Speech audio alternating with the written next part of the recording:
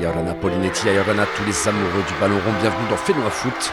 Aujourd'hui dans notre émission, nous reviendrons sur le parcours quasi parfait de l'aspirante Champions League. Battu vendredi soir en finale de la plus prestigieuse compétition océanienne, les hommes de Vatea-Terei sont passés tout près d'un exploit historique. Retour dans cette émission sur la performance des coéquipiers d'Alvin Théo, éliminé par le multiple champion en titre Auckland City. Nous ferons également un point complet sur la Coupe de Polynésie, avec les quarts et demi-finales de la compétition disputées cette semaine sur les pelouses de Tahiti et Moorea. C'est les 20.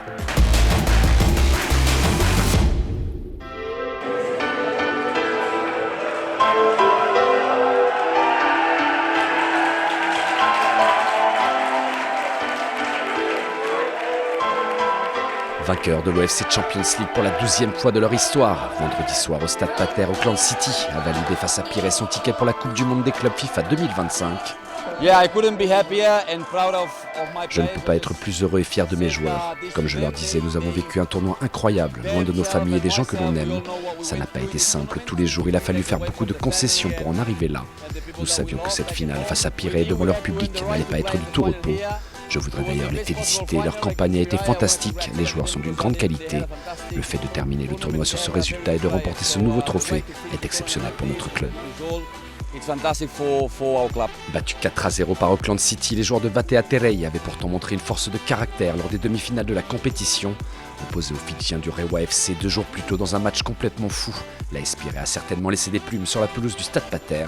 Le scénario était pourtant digne des plus grandes soirées européennes. Mené d'un petit but pendant près d'une heure de jeu en toute fin de rencontre, Désiré Nguamba égalise sur pénalty et fait exploser le Stade Pater.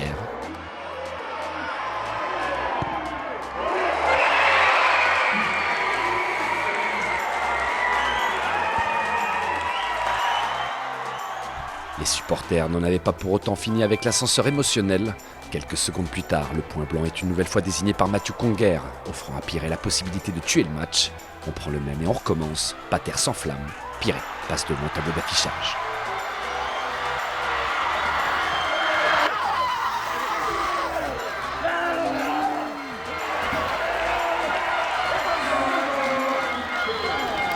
Les coéquipiers d'Alvin Théo pensaient alors avoir fait le plus dur en s'octroyant in extremis leur ticket pour la finale, mais la dernière action du match remet à zéro tous les compteurs. Sur ce corner, Samu Kautoga saute plus haut que tout le monde, 2 buts partout au terme du temps réglementaire, place aux prolongations.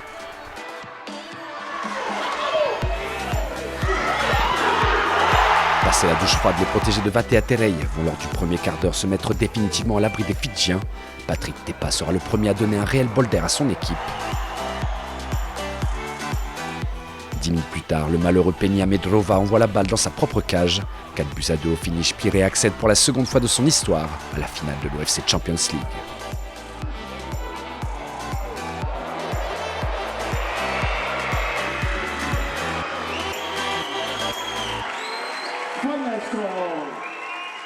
Je pense qu'on avait une revanche à prendre et comme j'ai dit, on allait tout donner pour être en finale. Là, on a atteint les objectifs.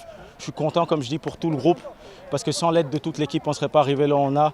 Et je pense que ce soir, on va bien profiter et on va bien se préparer pour cette finale contre Auckland City. Et on souhaite que le peuple tahitien vienne nombreux pour nous soutenir durant ce match-là. Et son vœu a été exaucé. Vendredi soir, pour la grande finale, des milliers de supporters avaient fait le déplacement pour assister à ce qui aurait pu être une rencontre historique. Historique, car jamais un club tahitien n'a réussi à remporter le trophée tant espéré. Seulement voilà problème, le multiple tenant du titre n'avait pas l'intention de faire de cadeaux aux coéquipiers de Bourrebar. Après 6 minutes de jeu, les Néo-Zélandais font basculer les supporters de l'espoir à la douche froide. Michael Denager profite de l'offrande pour trucifier à bout portant de Corée. Ça fait 1-0.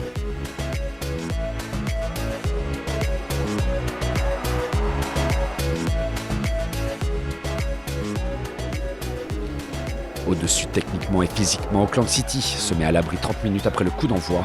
L'attaquant néo bien lancé dans la profondeur se remet parfaitement dans le sens du but avant d'éliminer De Corée et inscrire le but du break. À la pause, Pirée est mené 2-0. Malgré tout, l'espoir reste permis.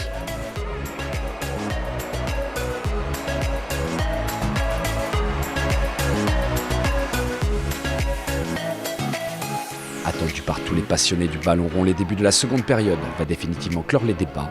Âgé d'à peine 16 ans, Stipukic montre toute l'étendue de son talent. D'une facilité déconcertante, l'espoir néo-zélandais décroche une frappe se logeant dans le petit filet opposé. Un chef-d'œuvre qui anéantit tout espoir de remontada. 3-0, les jeux sont faits.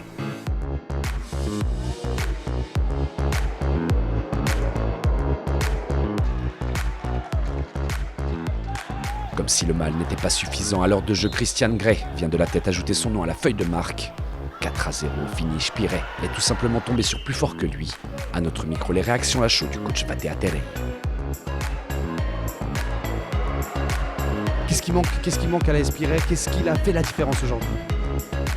C'est le haut niveau qui a fait la différence. On a pris une leçon de haut niveau. Ils ont été échus jusqu'au. Ils n'ont pas enflammé le match, mais ils ont mis les buts au bon moment. Et malgré notre bonne volonté et le soutien du public, ça n'a pas suffi ce soir, on n'a pas trouvé la faille. Ce troisième but-là, en deuxième période, qui nous coupe les jambes. Mais malgré ça, on a quand même tenté, on n'a pas baissé les bras. Et un grand coup de chapeau à mes joueurs qui ont fait honneur au maillot, au pays, lors de cette confrontation. Mais voilà, on est vraiment désolé. Merci au public d'être venu nombreux. Merci beaucoup et on apprendra les leçons et on reprendra l'année prochaine et on essaiera de faire beaucoup mieux.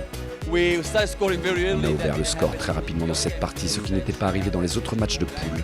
Ça a complètement changé le scénario du match. À partir de là, ils ont réussi à prendre le contrôle de la balle et ont cherché à égaliser sans que ça n'arrive. Les espaces se sont alors créés, la vitesse de nos transitions a fait toute la différence. Les hommes savaient ce qu'ils devaient faire et ça a payé. Sans faillir à leur réputation de grands favoris, les hommes d'Albert Riera obtiennent leur ticket pour la nouvelle formule de la Coupe du Monde des clubs, prévue en 2025 aux États-Unis. Ils rejoignent ainsi le Real Madrid, la Juventus de Turin ou encore Chelsea dans l'un des tournois les plus attendus de la décennie.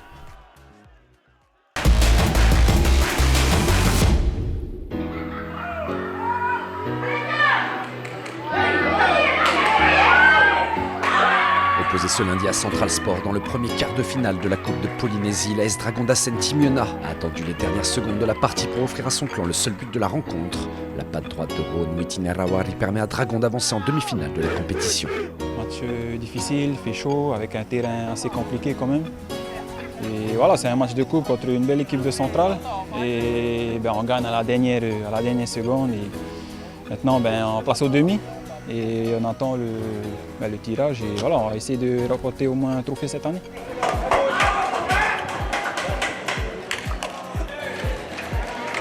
Dans la continuité de la rencontre, l'AS Tamari Punaru recevait Vénus. Une opposition à sens unique. Punaoya n'a fait qu'une bouchée de son adversaire. Un homme n'a pas raté ce rendez-vous, il se nomme Roi. Auteur d'un premier but à la demi-heure de jeu, l'attaquant de Punaoya creuse l'écart au retour des vestiaires.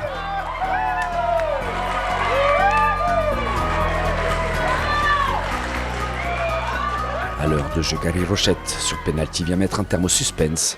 3 buts à rien au finish, les Oranges rejoignent Dragon dans le dernier carré de la compétition. Ça n'a pas été facile. Il faut dire que Vénus, c'est une belle équipe. Elle a démontré tout le long du championnat. Ce soir, les bas, tant mieux pour nous. Voilà, et on continue l'aventure, c'est pas fini, on ne baisse pas les bras. Et merci à tout le monde, merci au staff, aux dirigeants, aux supporters. Et c'est pas fini. On va aller chercher cette finale, il reste la demi. On va aller chercher, mais c'est nous tous ensemble, tout, Punaru et Punavia, tout le monde. Maruru. À Montréal, le troisième quart de finale s'est soldé sur la victoire 2-1 de Tefana face à Mira. L'opposition 100% club de l'île-Sœur s'est quant à elle terminée sur un score nul, 3 buts partout. Il a fallu attendre la séance des tirs au but pour finalement voir Thierry Inano s'imposer et remporter l'ultime sésame. Devant son public, hier après-midi dans une rencontre complètement folle, le dernier club de l'île-Sœur représenté est sorti in extremis du piège tendu par les Oranges de Punaoya. Les hommes de Teiki Vai à hauteur d'un triplé se hissent en finale de la Coupe de Polynésie. Restait à savoir contre qui Thierry Inano allait se battre pour obtenir le seul ticket qualificatif au 7e tour de la Coupe de France. Et justement, hier soir au Stade Pater, Tefana et Dragon se sont rendus coup pour coup. À égalité parfaite au terme du temps réglementaire, il a fallu attendre les prolongations pour voir la rencontre se débloquer. André Gaillot sera le premier buteur du match, offrant aux hommes de Titioro un premier pas vers la finale. À 7 minutes de la fin du match, Ron Witinerawari double la mise et met définitivement son équipe à l'abri. Samedi prochain, Dragon et Thierry Inano se disputeront donc le trophée, avec comme cerise sur le gâteau une qualification pour la Coupe de France. Le rendez-vous est pris.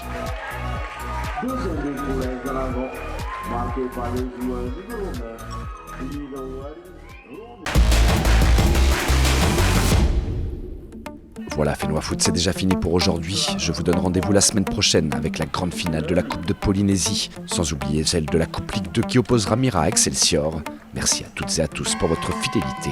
À dimanche prochain dans Fénois Foot.